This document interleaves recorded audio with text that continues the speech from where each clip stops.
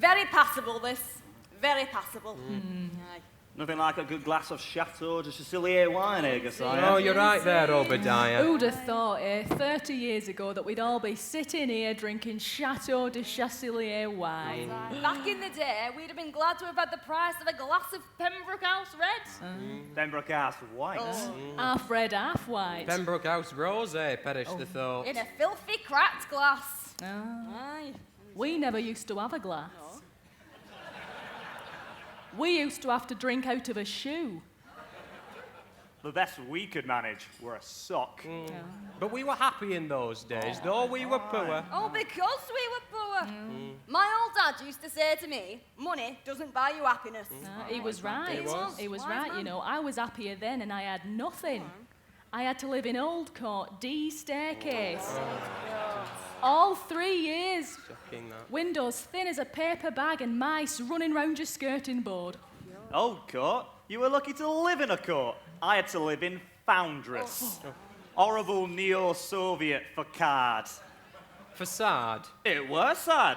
As if the outside weren't bad enough. Inside, we had one bathroom for every 20 students and walls so porous, if any of us happened to get lucky, the old corridor would know. Of course, nobody ever did get lucky, because college was male only back in those days. And no one was gay. Gay? Never. You were lucky to have a room. I had to live in the library toilets for half a year. Male or female? Gender neutral. Gender-neutral toilets. I used to dream of a gender-neutral toilet. My college maintenance grant ran out quicker than you can say gender is a social construction. I had to move into a bin in Chimney Court. Woken up every morning when housekeeping would pour a load of pickled herring over me head. Well, you know, when I say Old Court D staircase, I didn't have the luxury of a room. Chance would be a fine thing. I had to live under the stairs in a poky little cupboard with a mop bucket for a toilet. A mop bucket for a toilet? Yeah. When I was evicted from Foundress, I had to live in a mop bucket. It might have been the same one. At least you had a bucket.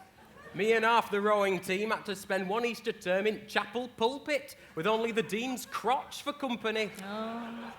It is a lovely crotch. Oh, it's a though. lovely Yeah. crotch. It is. You were lucky. I had to move into the toilet cistern after a couple of weeks. Every morning, I'd be woken up at 8:30 by a slack-boweled student in need of the facilities. I'd leave the cistern, wipe myself down, clean the toilet, explain myself to the college librarian, do 4 hours of work down mine, and when that was done, it was time for bed again, and back to the cistern I'd go. Luxury. I was turfed out my mop bucket into the pond in the orchard. The gardeners would wake me up at 6 in the morning. I'd have to scrub the pond, feed the ducks, talk to the ducks, go to work down mine for 8 hours a day. And when I came back, the proctor had cut off one of my fingers for breaking section 1.3 of the accommodation handbook. Do not talk to the ducks. And that were on a good day. Well, we had it tough. Used to have to be up out of chapel pulpit at 12 o'clock at night, write out the Old Testament, lightly but not irredeemably criticise the Old Testament, leaf through the hymn books to make them look used, we'd be given a handful of candle wax each, then we'd be down the mine for 22 hours a day, and if we complained, the dean would stick a crucifix right up our... Right! I had to get up in the morning at 10 o'clock at night, half an hour before I'd gone to bed, eat a lump of cold poison, work 36 hours a day down the mine, pay the mine owner for permission to come to work, and when I got back here, the senior tutor would kill me and dance the tango with the college cat on my grave singing hallelujah.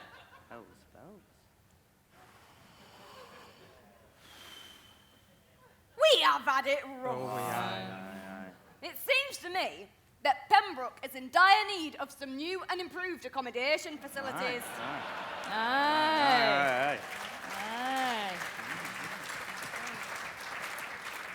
Aye, lest any future students go through the horrors we face. God forbid. We could always convert the master's lodge into student accommodation. What? No! Over my dead body. I lived in a toilet cistern for 3 years and never once did I think it unfair that the master should have a roomy, generously appointed house while I floated next to a ball cup. Exactly. Where would he keep his Where would he peacocks? keep his beak? Not to mention his predecessor's extensive portrait collection. And the copies of the Chilcot reports he used for kindling. Oh. It won't do. It won't. Nope. We could always buy Peterhouse. By Geoffrey Boycott! Please don't use that word again. What? Peterhouse? By the Brownlee brothers.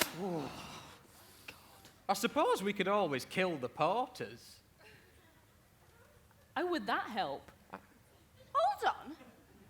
What about the Mill Lane lecture rooms and the surrounding contiguous properties? No, that's over the road. We could build a tunnel. Or a bridge? A bridge? Aye. A tunnel? Have you lost your mind? No. Where on earth would we get the money for that? Barring being bestowed a fortune comparable to the gross domestic product of Kiribati by a technological genius who attended the college in the 60s, there's no chance of it. No, and that's never going to happen. Never. Not in a million years. Not in 35 million years. Well then, I suppose. There's nothing else for it. But a glass of wine. Aye. Pembroke House Red. Aye.